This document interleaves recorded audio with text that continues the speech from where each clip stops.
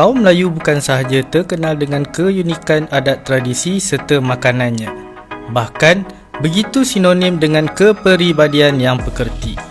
Tahukah anda, kaum Melayu bukan hanya wujud di Malaysia, Indonesia dan Brunei sahaja.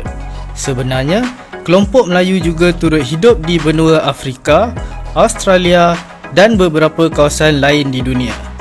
Lebih mengujakan, cara hidup dan pertuturan mereka ini amat persis seperti Melayu di Malaysia.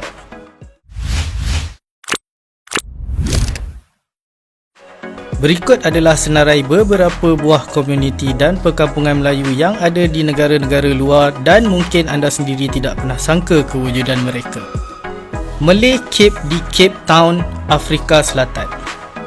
Jauh nun di benua Afrika, siapa sangka di sana terletaknya salah satu kawasan yang dihuni oleh komuniti Melayu. Kaum Melayu di sini digelar Malay Cape dan mereka sudah wujud di sana lebih 200 tahun. Jumlah orang Melayu di sana dikatakan sudah mencecah 200,000 orang dan kebanyakan mereka tinggal di kawasan Cape Town. Ramai di antara mereka yang sudah tidak boleh bertutur bahasa Melayu ekoran faktor sejarah lampau. Disebabkan tidak mahu bahasa Melayu pula, terdapat dua kawasan yang diberi nama Melayu iaitu Tanjung Harap yang dikenali sebagai Cape of God Will dan Bukit Semboyan atau disebut Signal Hill. Malay Street di Sri Lanka. Terletak di tenggara India, Sri Lanka juga mempunyai komuniti Melayu yang bertapak di sana sejak 300 tahun dahulu. Kebanyakan dari mereka berketurunan Jawa dan Melayu yang telah dibuang ke pulau itu oleh Belanda. Sangat membanggakan apabila bahasa Melayu tetap meniti di setiap bibir masyarakat di sana. Namun, lenggok mereka agak berbeza berbanding bahasa Melayu di Malaysia. Hal ini disebabkan oleh revolusi dan percampuran bahasa. Bila berkecil, bapa maknya bilang kita kahwin luar turunan kita. Jangan ratang. Iya. Antara perkampungan Melayu yang boleh dilawati di Sri Lanka adalah di Banshaw Street ataupun mana-mana kawasan yang berdekatan dengan masjid. Antara sebab utama Melayu di Sri Lanka masih utuh adalah kerana perpaduan mereka dan penubuhan Persatuan Melayu di Sri Lanka yang aktif dengan pelbagai aktiviti. Melayu Kokos di Kepulauan Kokos, Australia.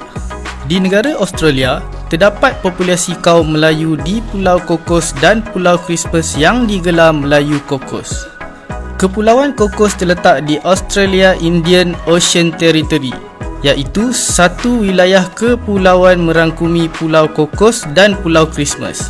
Sebenarnya, geografi kedua-dua pulau ini lebih dekat dengan Nusantara, iaitu Malaysia dan Indonesia berbanding Australia sendiri. Disebabkan beberapa peristiwa sejarah, Kepulauan Kokos terpaksa dijual kepada negara Australia. Untuk pengetahuan, komuniti Melayu yang berada di Pulau Christmas kebanyakannya datang dari Malaysia, manakala orang Melayu di Pulau Kokos berasal dari Indonesia. Hingga kini, amalan dan adat resam Melayu di Kepulauan Kokos tetap menjadi pegangan. Katanning, Australia. Juga di negara Australia, sebuah tempat yang dikenali sebagai Katanning juga merupakan tempat tinggal kaum Melayu di sana. Terletak di tanah besar Australia Barat, Melayu di sini sebenarnya berada tidak jauh dari Kepulauan Kokos.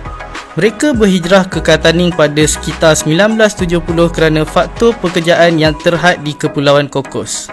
Disebabkan mereka beragama Islam, peluang pekerjaan yang terbuka untuk mereka adalah di pusat penyembelihan biri-biri. Masjid Katanning juga pernah dirasmikan oleh Perdana Menteri Malaysia yang pertama, iaitu Tunku Abdul Rahman pada tahun 1981. Amat mengagumkan, kaum Melayu di Pulau Kokos, Pulau Christmas dan Katanning ini masih kekalkan kemelayuan dan berpegang teguh dengan Islam, walaupun terpaksa bersaing dengan komuniti Melayu di negara lain. Jabal Ayyad, perkampungan Melayu di Mekah. Suatu ketika dahulu, kerajaan Arab Saudi pernah mengamalkan dasar terbuka dengan membuka peluang kepada sesiapa saja dari pelbagai negara untuk menetap di kota suci itu. Disebabkan itu, ramai orang Melayu dari Malaysia, Thailand, Indonesia dan beberapa buah negara lagi datang serta mengambil peluang untuk menetap di sana. Mengikut sumber, penempatan komuniti Melayu kebanyakannya terletak di sekitar Masjidil Haram.